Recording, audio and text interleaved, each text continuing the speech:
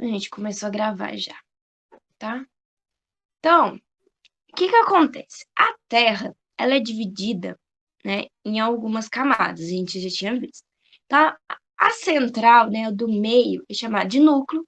A parte em volta do núcleo é chamada de manto. E a parte onde a gente vive é chamada de crosta.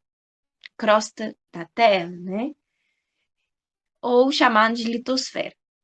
Então, a Terra tem várias camadas, né? A gente viu.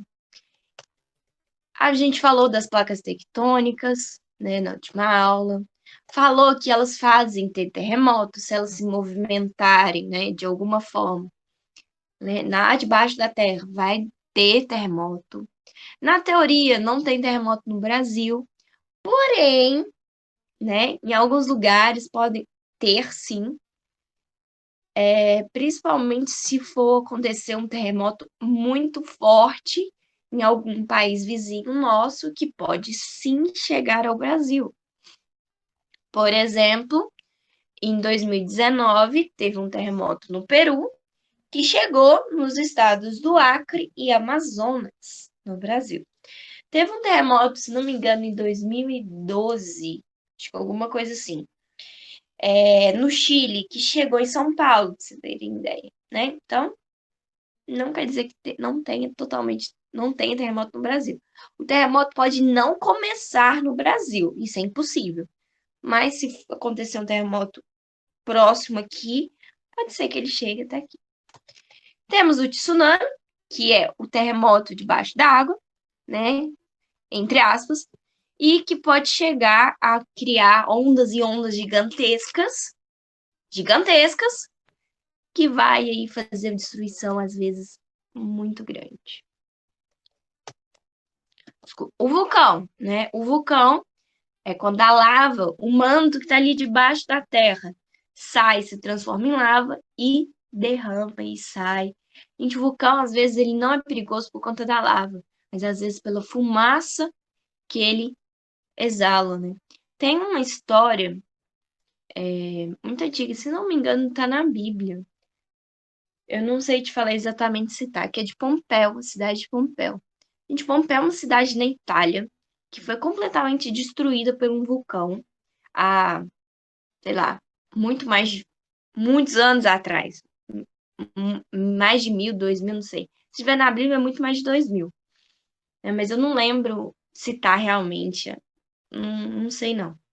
Então, o que que aconteceu? Pompéu, né, era uma cidade normal e na base de um vulcão. Esse vulcão, ele começou a exalar essa fumaça, né, do nada, rapidamente, uma fumaça totalmente tóxica que matou a população inteira da cidade. Inteira. E eles acharam, né, depois de anos e anos, essa cidade aí debaixo. O que que aconteceu? A cinza foi tão forte, tanta quantidade de cinza, que cobriu a cidade de cinza, pra você ter ideia, ok? Então, às vezes, um vulcão, ele não é perigoso por conta da lava. Por exemplo, os vulcões do Havaí, eles não são perigosos por conta da lava. E não também é pela fumaça. O que que acontece? O vulcão do Havaí, ele escorre a lava, só escorre. E não consegue chegar em nada, geralmente. Muito raro ter quantidade muito grande de lava para chegar. E se for chegar, dá para ter uma ideia, mais ou menos, que vai chegar a lava e pode ser que destrua uma casa, uma rua, alguma coisa, mas é muito difícil. Perigosos são os vulcões que soltam fumaças tóxicas e os que espirra, né, a lava mesmo, que aí esses são os mais perigosos. Na Islândia, teve um vulcão que, gente, a Islândia, gente, é um país, ilha, né, uma ilhazinha que é um país na Europa. E ela fica num lugar ali bem próximo ao Polo Norte. Ele é muito gelado, é um país muito gelado. Que teve um vulcão, se não me engano, eu tava na escola ainda, então deve ter sido 2009, 2010, alguma coisa assim. Acho que foi por aí, 2010. Teve um vulcão que ele começou a entrar em erupção, mas só de fumaça. Que ele parou por uma semana ou mais tempo, uns 10 dias, capaz, o trânsito inteiro de avião, né? Aéreo da Europa. Pensa que a Europa inteira parada por conta das cinzas do vulcão, completamente parada dias e dias. Todos os aviões. Por quê? Se o avião decolasse e entrar essa cinza do vulcão que estava na atmosfera, né? Na turbina do avião, ia parar a turbina do avião, e o avião caía. Então não podia decolar. Ok? A gente falou, né, das placas tectônicas, falou que a Pangeia, né, era só um continente, né, a Pangeia, que se dividiu ao longo de milhares de anos devido às placas tectônicas e foi transformando daí nos continentes atuais. Gente, os continentes atuais estão em movimento até hoje, né? A América e a África se distanciam a cada ano. Se distanciam a cada ano 1 centímetro. Gente, quem entrou, coloca o nome, fazendo favor, para eu saber quem é, tá? Essa pessoa que entrou, que eu não sei quem. Então, os continentes estão ainda em movimentos. Daqui milhões de anos, a Terra vai ter outro formato, né? Aí, aqui tá a matéria de hoje, né? Os tipos de rocha. A gente tem rocha magmática, temos a sedimentar e a metamórfica, né? As rochas magmáticas são as rochas que são o magma solidificado, ok? Ó, quem entrou, avisa aí pra mim, senão vai ficar sem o nome na chamada, hein? Coloca o nome no chat. Ou desativa o microfone, ativa, na verdade, o microfone para poder eu saber quem é e fala o nome, tá? Então, a rocha magmática é aquela rocha que, né, pega a lava, ela solidifica, vira pedra, vira rocha aquilo, e ela solidifica e vira rocha. A sedimentar são várias rochas que ao longo dos anos foi se acumulando ali, né, um monte de coisa. E aí, quem que é tá aí? Eu tô aqui, professora. Tá, mas quem é? Nome? O Brian. Beleza, Brian? Obrigado. Coloca seu nome no chat depois. Entra no chat, que aí você consegue colocar seu nome. Porque aí, quando você entrar e sair, eu sei que é você. E os sedimentos, né, vão acumulando aí e se transforma aí num outro tipo de rocha. E tem as... Obrigada, Brian. Então, tem as rochas metamórficas, que são as rochas que podem ser tanto sedimentar ou magmática, que teve sofreu uma alta temperatura e uma alta pressão e ela se transformou em outra, tá? Então, as rochas magmáticas, elas são a fusão, né, de rochas na crosta quente no manto superior, ou seja, solidificação daquela rocha. E como que acontece? Ela acontece, o processo geológico é a cristalização, ou seja, o magma vai se solidificar e vai transformar em cristais. A sedimentar já é meteorização e erosão das rochas da superfície. Então, as rochas da superfície vão sofrer erosão, ou seja, elas vão acabar de se desgastando, aí com o tempo vai se acumulando várias rochas, né? Então, o processo geológico é deposição, ou seja, uma vai colocando em cima da outra, ou litificação, tá? As metamórficas, o que acontece? São rochas sobre altas pressões e altas temperaturas, na crosta profunda e no manto superior. Ou seja, um lugar muito profundo na Terra, aquela rocha que poderia ser magmática antes, né? Ela sofre muita temperatura alta temperatura e alta pressão, que faz os cristais das rochas ficarem em formatos diferentes, né? Então, o processo geológico é recristalização, ou seja, cristalizou de novo, recristalização de novos minerais no estado sólido. Então, aqui o exemplo. A rocha sedimentar tem um conglomerado, que são várias rochas aí juntas, tá vendo? Vários pedacinhos de pedra, né? Junto aí, formou uma outra rocha. É uma rocha sedimentar, tá bom? Temos o granito, que é a rocha que a gente... Opa! A rocha que faz paralelepípedo, que é uma rocha magmática, que é um magma que solidificou, só. É uma rocha metamórfica, nesse caso, micaxisto, que era uma outra rocha antes, e agora os cristais estão num formato diferente. E, gente, as rochas magmáticas, ou também chamadas de ígneas, elas são rochas que é o magma que solidificou, né? Elas podem ser de vários tipos. Depende de como ela solidificou, depende de qual parte da lava que é, né? Se é cinza vulcânica, gente, pode transformar em rocha também, né? Temos aí o basalto, que é uma rocha magmática, o riolito, o gabbro, o granito, né? E eles têm os vários cristalzinhos, bem petitinhos. As rochas sedimentares, elas podem ser no tipo de conglomerado, que nem esse aqui, da primeira imagem, ou pode ser, né, no caso, tipo o arenito, que tem várias camadas. Várias e várias camadas, tá? Gente, o Grand Canyon, todo mundo tá vendo essa imagem? Olha que bonito. O Grand Canyon está nos Estados Unidos e é um exemplo muito característico de uma rocha sedimentar. Por quê? Tô vendo que tem várias linhas, cada uma de uma cor.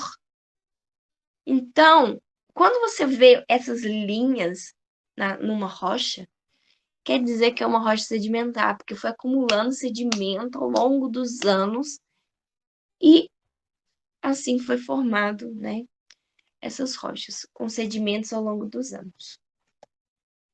As rochas metamórficas, que é aquela sobre alta temperatura e pressão, né? Então, temos o granito, que se ele sofrer uma alta temperatura e uma alta pressão, ele vai se transformar em gneiss. O Pão de Açúcar, gente, no Rio de Janeiro, é uma rocha de gneiss. Então, o granito, tá vendo que ele é cheio de cristalzinhos? Olha como que ficou o gneiss. Ele ficou uns cristais como se fossem em linhas, sabe? Então, ele mudou. O arenito, que é uma rocha sedimentar, ele vai se transformar, né, em alta temperatura e pressão no quartzito, que é uma rocha metamórfica.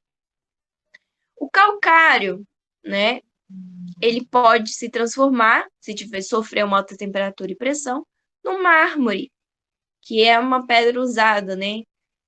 Hoje em dia nem tanto para pia, mas antigamente era para pia de cozinha, para lápide, né, de quando a pessoa morre e tal. Então, o mármore ele é usado também para muitas outras coisas. O mármore é um exemplo de uma rocha metamórfica, tá? E as rochas, gente, possuem um ciclo. As rochas possuem um ciclo. Uma pode se transformar na outra, que pode se transformar na outra, né? Então, a rocha magmática, se ela sofrer intemperismo, ou seja, influência da água, do vento, da chuva, desses fatores todos, né? Ela pode se transformar, ou se ela sofrer também sedimentação, ela se transforma em uma rocha sedimentar. Se uma rocha sedimentar sofrer metamorfismo, ou seja, uma alta temperatura e uma alta pressão, ela se transforma numa rocha metamórfica. E se uma rocha metamórfica solidificar ou virar lava de novo, né? Tiver contato com a lava e ela solidificar, e ela virar lava novamente, né? Se ela derreter completamente e solidificar de novo, ela pode virar uma rocha magmática. E a rocha metamórfica, se ela sofrer intemperismo e sedimentação, ela vira uma rocha sedimentar. E se uma rocha magmática, aqui, ela sofrer metamorfismo, ou seja, sofrer uma alta temperatura, uma alta pressão, ela pode virar uma rocha metamórfica, desculpa. E por aí vai. Cada uma pode virar uma outra aí, ok? Então vamos pro próximo tópico aí. Só um minutinho. Eu fechei.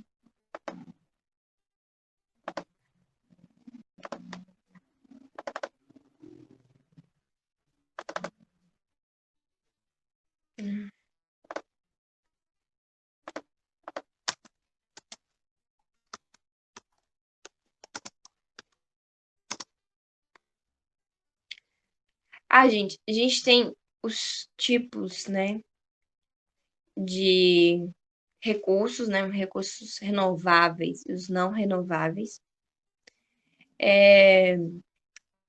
O que é um recurso renovável? É aquilo que é produzido pela natureza de forma rápida e fácil. Por exemplo, recurso renovável, por exemplo, água. Eu uso algo com água e eu posso usar depois a água de novo. Vamos dizer assim, aquilo que não acaba. O ar também é um recurso renovável. Pode ser usado, por exemplo, o vento para fazer uma energia, né? A luz solar, ela é renovável, né? Eu tenho ali todos os dias a luz solar. E o que pode ser não renovável? O petróleo é não renovável. Usou, acabou. E demora milhões de anos para fazer de novo, para a natureza fabricar, né? Ouro também é não renovável, tá? Alumínio não é renovável, tá bom? Isso aí é uma das questões. Deixa eu ver o próximo aqui.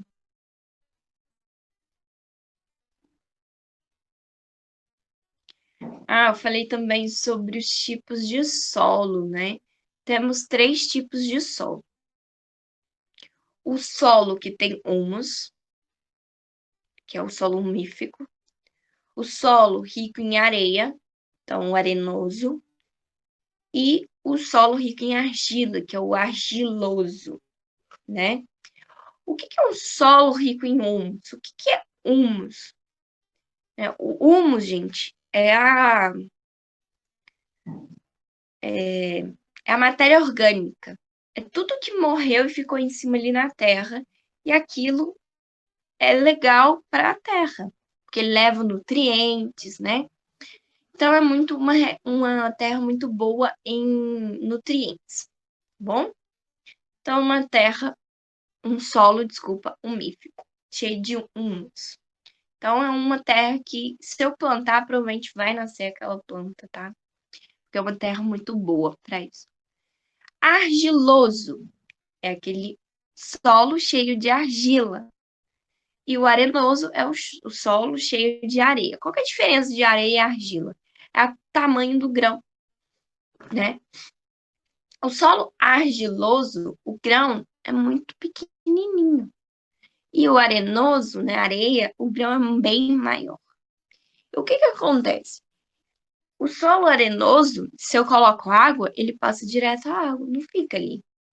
Já o solo argiloso, se eu coloco água, ele vai ficar muito mais tempo ali.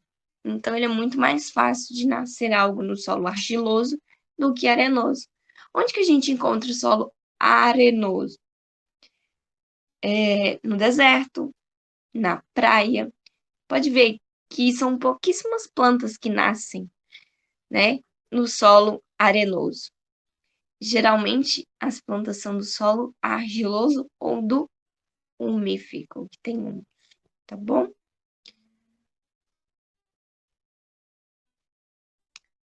Ok. Eu acho que é isso da atividade anterior.